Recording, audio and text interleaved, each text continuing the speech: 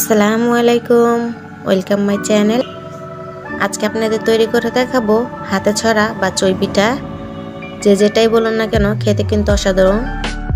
আমি যেভাবে পছন্দ করি সেভাবে বানিয়ে দেখাচ্ছি। চলুন তাহলে দেখে নেওয়া যাক কিভাবে আমি পিঠাটা তৈরি করি।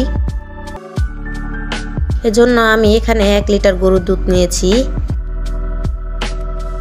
দিয়ে দিচ্ছি 2/3 কাপ চিনি।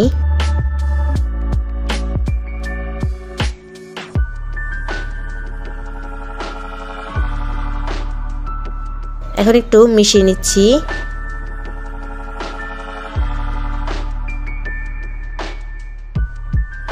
এখন দিয়ে দিচ্ছি সামান্য পরিমাণ লবণ। দুধটা জাল হতে থাক, আমি একটা ডো বানিয়ে নিচ্ছি পিঠার জন্য।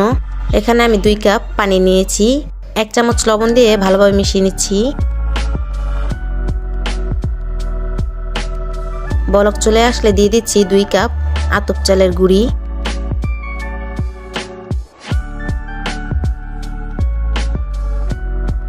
মাঝখান দিয়ে একটু ছিদ্র করে ঢাকনা দিয়ে ঢেকে দিব 3 মিনিটের জন্য।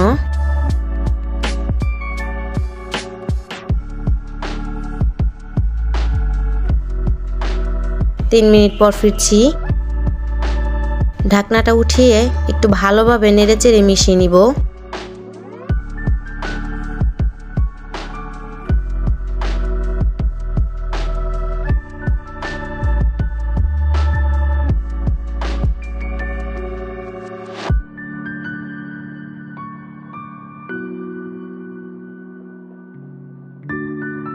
ভয় পাবার কিছুই নেই, পানি ঠিকঠাকই হবে। হাত দিয়ে মেশানোর পর ঠিক হয়ে যাবে। আমার মেশানো হয়ে গেছে, একটি বলে ঢেলে নিয়েছি। এখন হাত দিয়ে ভালোভাবে মথে নিচ্ছি।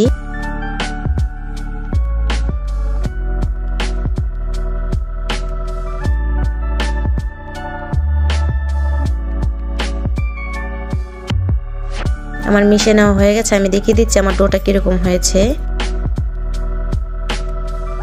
এখন রুটি বেলার একটি পিঁড়ি নিয়েছি। এতটুকু ডো নিয়ে দেখিয়ে দিচ্ছি কিভাবে বানাতে হবে। সামান্য গোল করে তারপর একটু লম্বা, তারপর মাঝখানে একটু চাপ দিলেই হয়ে যাবে। আমি আরেকটি বানিয়ে দেখিয়ে দিচ্ছি। মাঝখানে একটু গোল করব, এরকম গোল করে তারপর লম্বা করব। এখন মাঝখানে একটু চাপ দিলেই পিঠাটা হয়ে যাবে। আমি এমনিভাবে সব পিঠাগুলো বানিয়ে নিব। আমার সবগুলো পিঠা বানানো হয়ে গেছে, আমি একটু দেখিয়ে দিচ্ছি।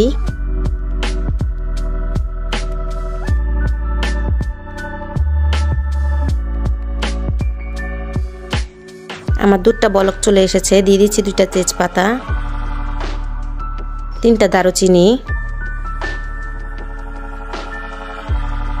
আর 3টা এলাচ। এখন একটু মিশিয়ে নিচ্ছি।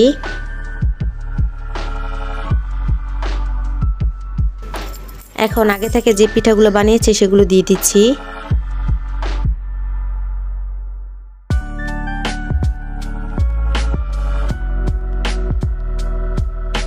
এখন একটু নেড়েচেড়ে মিশিয়ে নিচ্ছি।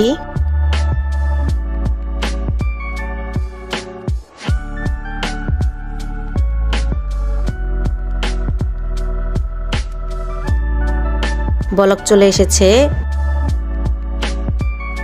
আবার একটু নেড়েচেড়ে দিচ্ছি।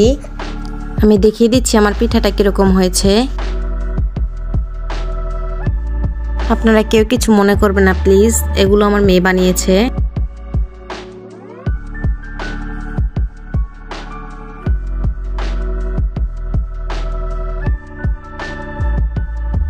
এখন ঢাকনা দিয়ে ঢেকে দিব 3 মিনিটের জন্য। যেহেতু আমার চালটা সিদ্ধ করা ছিল, হতে বেশি সময় লাগবে না।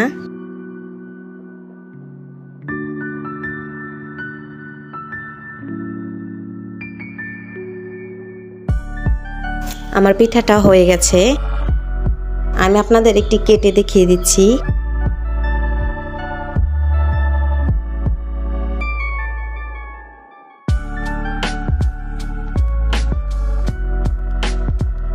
আমার পিঠাটা হয়ে গেছে। আপনারা চাইলে এই পর্যায়ে নামিয়ে নিতে পারেন। আমি শিরাটা একটু ঘন করার জন্য এখানে কিছুটা দুধ আর 1 চামচ চালের গুঁড়ো দিয়ে মিশিয়ে নিয়েছি।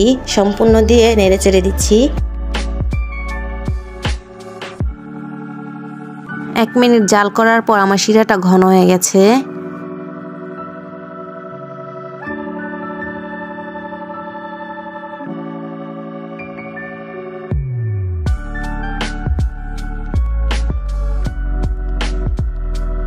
আমার পিঠাটা হয়ে গেছে, এখন নামিয়ে নিব।